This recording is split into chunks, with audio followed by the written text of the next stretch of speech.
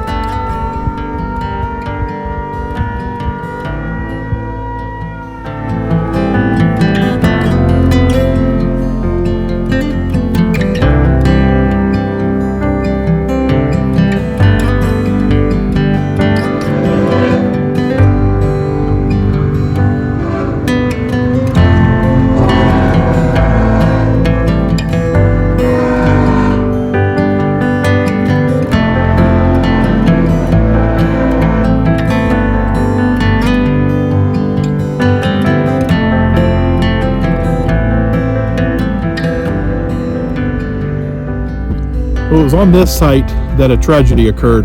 Actually, it was the worst train accident in North Dakota history. And on this spot, right around here anyway, on this spot, 34 people lost their lives.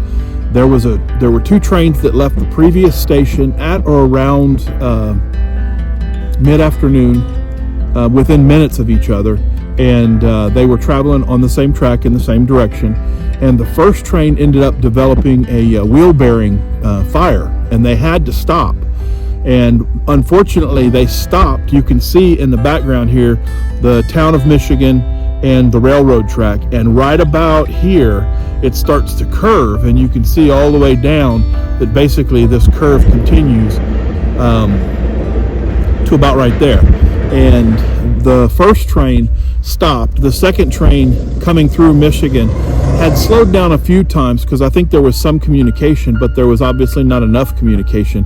Had slowed down a couple of times, but ended up getting up to 55 miles an hour. When they hit this curve, they couldn't stop.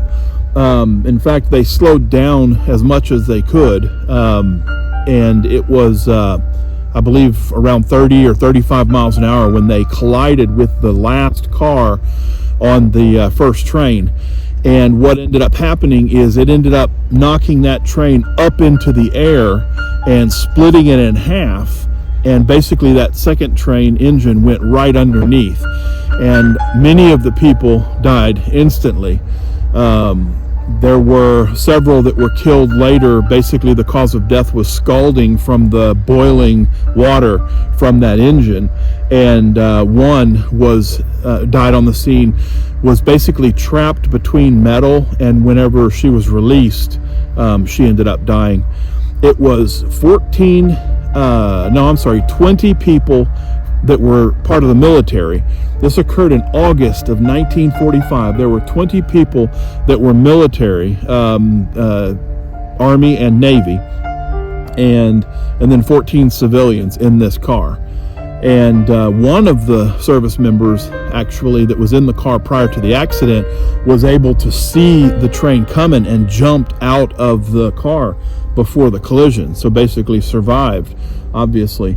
And within minutes, the town of Michigan, 500 strong, came and immediately began welding to cut metal to try to pull out survivors, providing comfort, obviously, for those that survived in the train, in the cars previous to the last car. And then, of course, there was also people who opened up their homes to reporters and individuals that were basically coming in to report the circumstances of this crash.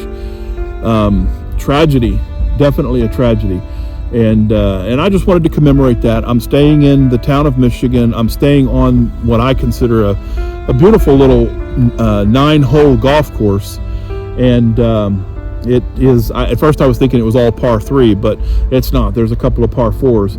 But they've maintained it meticulously, and the park that I'm staying in is at will pay.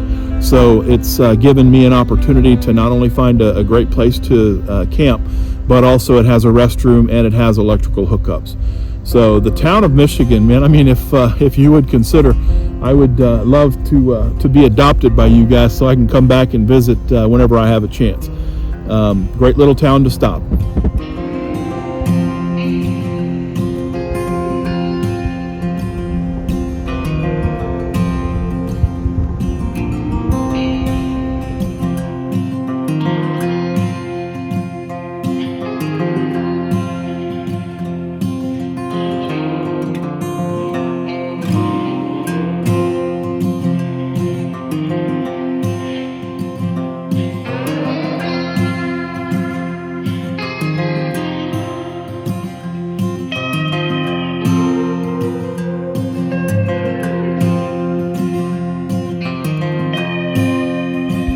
Well, this is something that you don't see very much in Texas, for sure. In fact, I first saw it in Colorado, noticed pretty much what it was for, and of course, the further north you get, the more prevalent they are.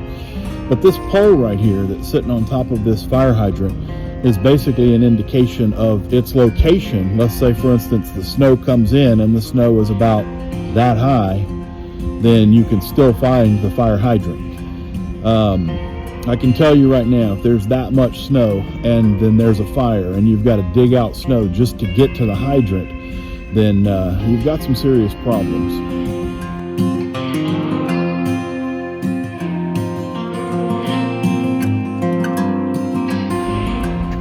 Overall, Michigan is a great little town to stay in. In fact, on a 1 to 10 scale, I would definitely give it a 10.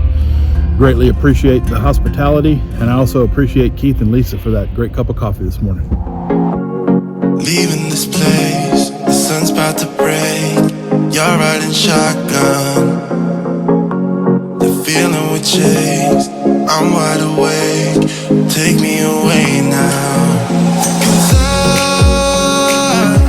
I won't go down the same old path again now.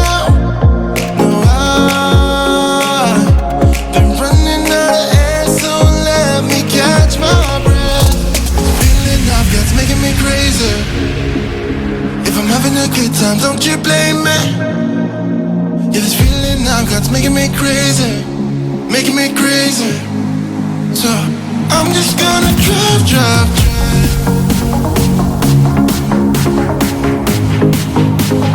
I'm just gonna drive.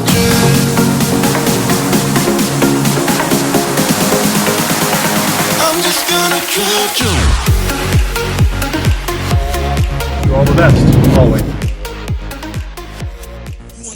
To the underground old school, there's a shovel. Can you dig it, fool? Can you dig it?